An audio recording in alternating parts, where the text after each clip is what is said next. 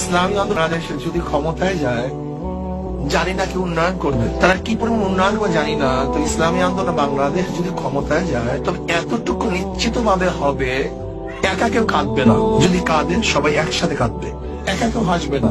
যদি হাসে সবাই একত্রিত হাসবে।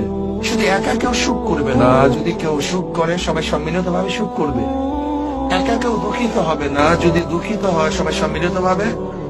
একা কেউ পেট ভরবে না, যদি পেট ভরতে হয় সবাইকে কমপক্ষে পেট ভরাবার চেষ্টা করানো হবে। গৃহহীন একা কেউ থাকবে না, গৃহহীন থাকবে তো সবাই গৃহহীন থাকবে। আশ্রয়স্থল পাবে তো সবাইকে আশ্রয়স্থলের ব্যবস্থা করতে হবে।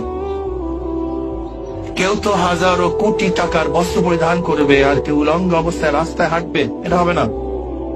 বরং সবাই বস্ত্র পরিধানের ইনশাআল্লাহ একটা ব্যবস্থা হয়ে যাবে।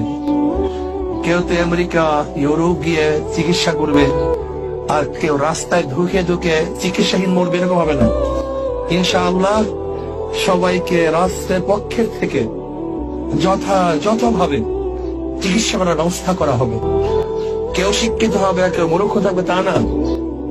রাষ্ট্রীয় ভাবে সবাইকে উচ্চ শিক্ষা শিক্ষিত করার ব্যবস্থা ইনশাআল্লাহ করা হবে। ইসলামী আন্দোলন বাংলাদেশ ক্ষমতায় যায়।